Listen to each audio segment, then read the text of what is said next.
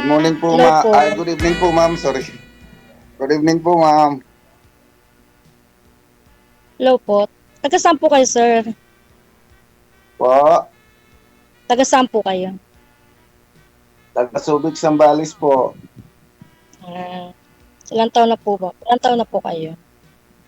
Ano na po ako, ma'am? 55. Hmm. Ano pong work nyo? 5'5"? Private security po. Okay po. Kayo po, tanong sa akin. Kayo po, ma'am, taga saan, ma'am? Tagig po ako. Ah, ngayon, nandiyan ka sa Taguig. Opo. Dito po Sa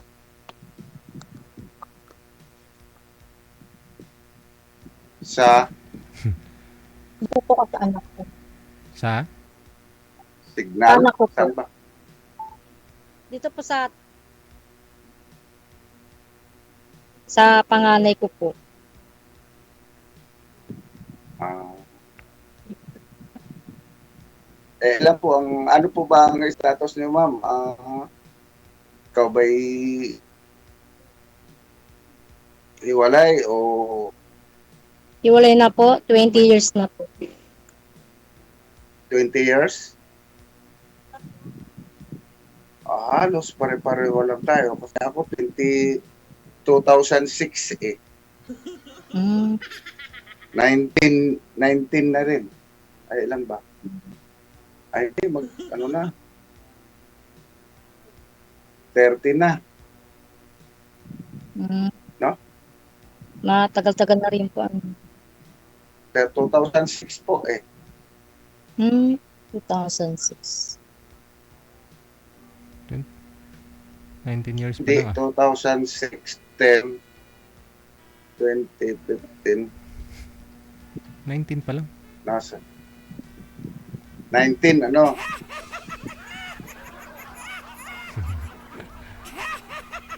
...19 pa lang. Ilan po ang anak niyo, ma'am?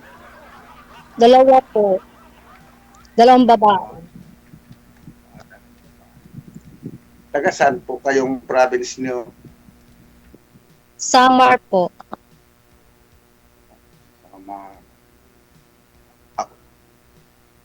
Ako po, taga Surigao. Sa Surigao po ang province ko. Surigao po. Ilan pa anak mo? Ilan? 4 po ang anak ko, pero malalaki na po. May asawa na po yung isa. May apo na po akong 2. 2 na ang anak ng anak na nag-asawa.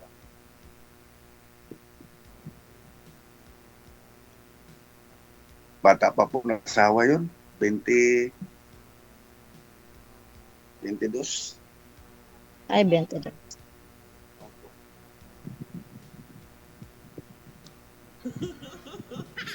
Ako po ang trabaho niyo sa ngayon, ma'am. Ano po dito sa Taguig? Janitress po ako sa office ng barangay.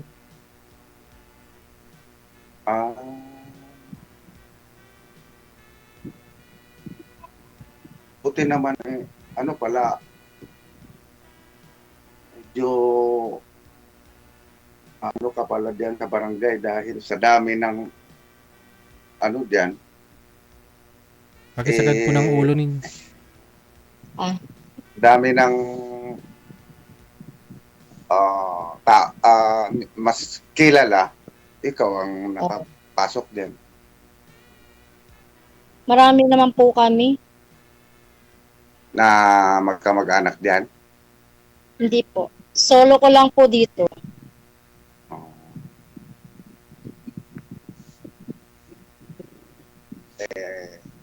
Ako, ma'am, ay hiwalay. Ako naghahanap ng makasama sa buhay. Ilan taon na po kayo? 52. 52.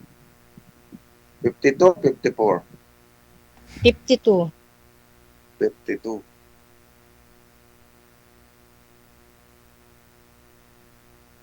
Ah, magtanong pa po kayo sa akin dahil ako dito ako sa taga-Subic ako.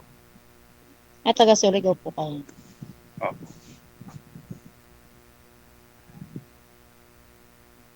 Ano Kung po may ba ang hanap tatanong, niyo? ano po ma'am? Ano po ang hanap niyo? Ang hanap ko po yung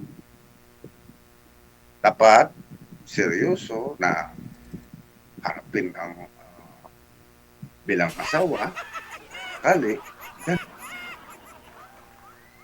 Kaya naman po akong makisama. Ganun lang po ang hinahanap. Yung tapat, seryoso. May harapin na yung kinabukasan. Yung una nyo pong nakausap, sir, kamusta ho kayo? Hindi ko na po sir inaano dahil ang ano niya ay yun nga po, yung widow ang hinahanap niya. Yung taga sa Japan, Hindi. naka-stay. Hindi, pangalawa mo nang nakausap yun, di ba? Ay, yung una. Hindi po, yun po yung una. Yung pangalawa, Yung pangalawa naman, taga Cavite.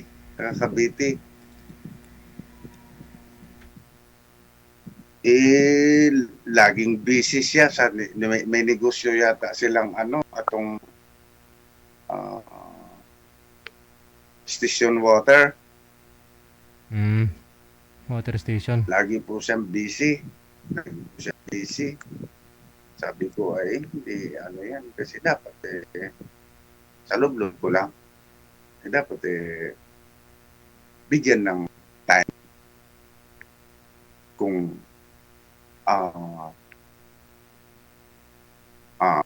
seryoso.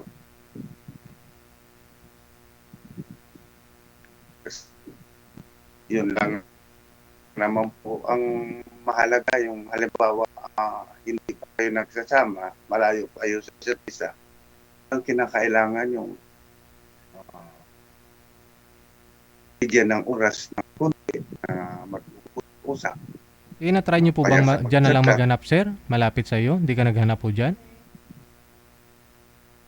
Hindi po, dahil busy din po ako, sir. Ngayon lang po ako, focus po umaga. Ngayon lang po akong walang pasok eh. Bukas po umaga, pasok na po. Ang uwi ko, hating gabi na. Ang kinabukas, pasok ulit.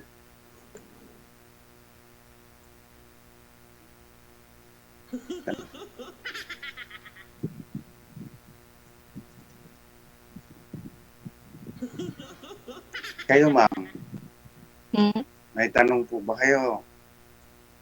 Wala na.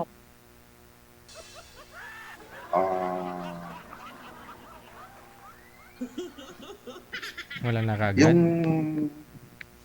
po, Wala na daw itanong si ma'am. Ang bilis naman maubos. ano ba ang gusto mo sa lalaki, ma'am? Ang hanap mo? Sa akin naman, basta masipag lang siya sa hanap buhay, gano'n. Yung makakatulong, tulungan kaming dalawa, yun.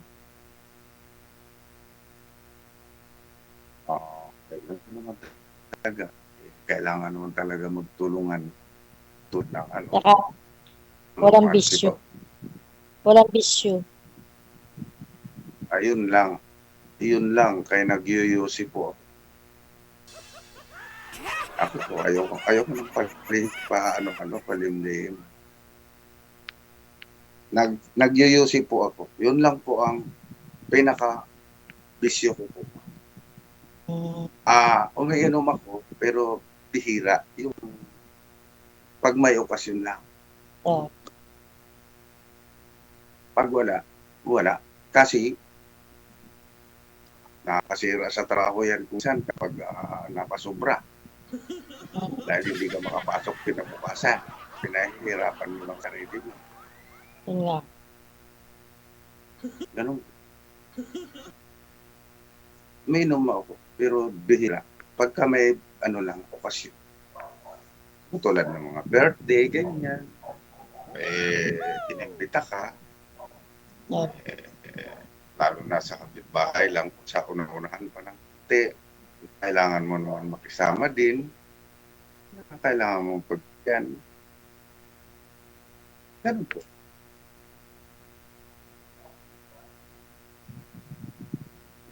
Lalo na sa kapitbahay. Kasi kailangan yan. Ganun. Pero yung inom dito, inom doon, hindi ako ganun. Hindi po ganun. Hindi ako, lumalabas lang po ako pagka may kailangan po akong bilhin. At saka paglabas ko, sakaling nasa labas yung kapitbahay ko, ang lalaki, ayun, kausap-usap kami ng mga alam-alam sa buhay, ganyan-ganyan. Ganun lang. Balik na ulit sa bahay. Okay. Saan po kayo ngayon, ma'am? Sa barangay po kayo? Sa barangay po ako nakapasok, sir. Pero dito po kayo saan? Sino po yung kasama niyo po ngayon? Yung panganay ko po, tsaka apo ko po.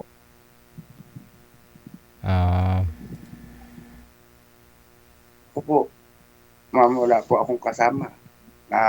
Kasi yung isa kong anak, na may asawa na, siyempre, magsasarili sila. Ako naman ay hanggat kaya ko, ayaw ko po makipisan. Kasi para sa akin lang po yun. Para sa akin, para bang nawawala na yung maplano ko kung gano'n. Sarili kong paninindigan. Ganun. At saka pag nakisama ka kasi wala ka ng parang ka na doon,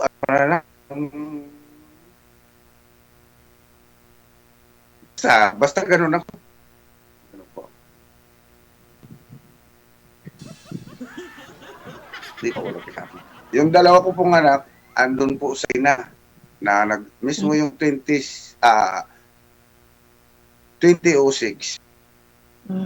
nag-asawa na din agad yun. Hanggang ngayon yun po ang kasama niya. Ako wala po.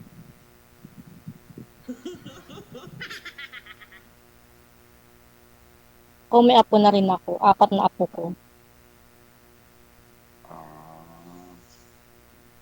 Sa isang anak mo lang yun o sa dalawa?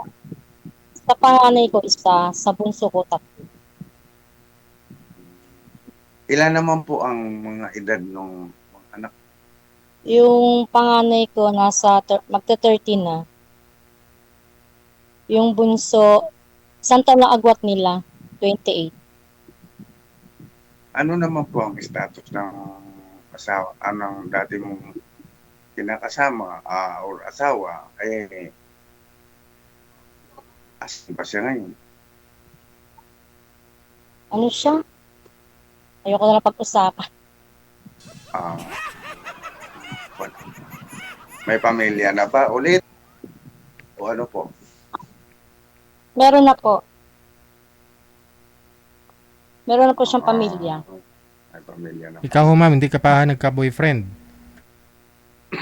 Nagka-boyfriend po, sir, pero niloko lang po ako.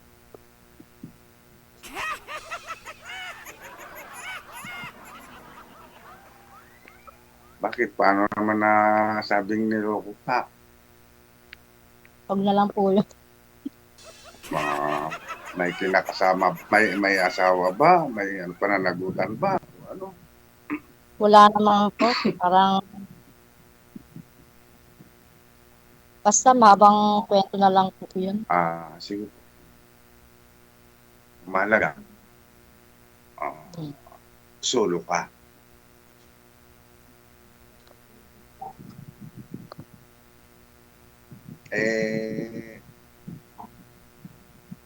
Sa akin, ako, kung pwede, magtawag na lang tayo. Tatawagan lang kita kasi nakaano naman tayo sa kay Sir DZ. Nakakonik naman tayo. Pwede naman magpuntahan tayo. Pwede naman Private ba? At doon ko na tatanungin sa'yo yung pangalan mo, yung mga ano-ano kasi kung minsan kasi po, bawal dito, may mga bawal. Kaya, gano'n na lang po. Ngayon, ano ba, willing ka ba? Okay po sa'yo. Para sa ikaw, okay naman para sa akin. Ano ba sa pagay mo? willing po kayo sa akin. Ha? Willing po kayo sa akin. Oo, okay naman po ako. Contact na lang po tayo. Sige po. Kasi ako, nagsusulo talaga ako. Kaya,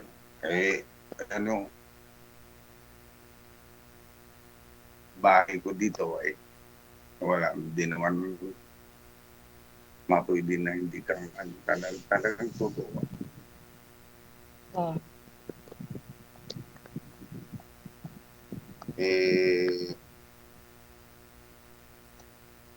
Pwede ba matanong? Ano ba apelido mo, ma'am? Bawal. Ba yun? Ay, bawal. Sorry po.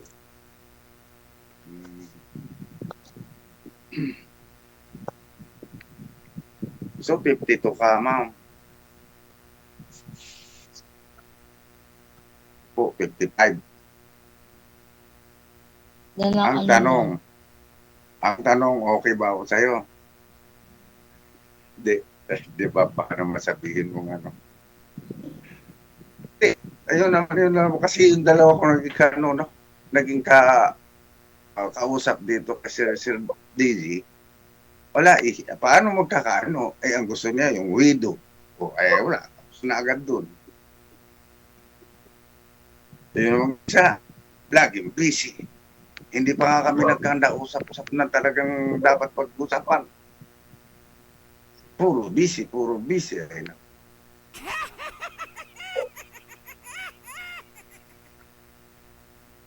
Yan po ang status ko.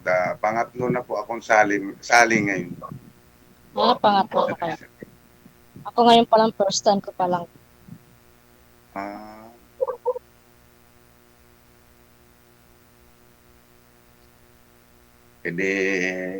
Bigay mo, doon na lang tayo sa private mag-uusap. Pwede kang wag mo munang ilapag. Tuloy pa tayo mag-uusap.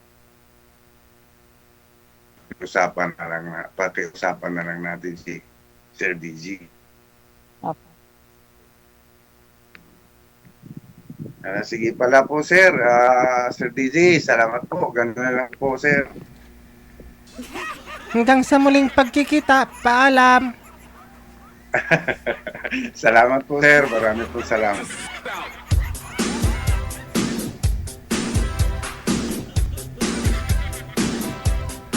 Yung rason na na busy ako, wala akong time, busy sa trabaho. Isa lang ibig sabihin nun, hindi ka gusto, sir. May time nga po siya magpa-line up di ba? Hindi naman siguro sa lahat ng oras trabaho talaga. Sabihin na natin 15 hours yung trabaho. O 20 hours, may 5 hours pa. Siguro bago matulog ho yan. Kung may halaga ka o interesado po yan sa'yo, Bago matulog, re-replyan at re-replyan ka talaga, di ba?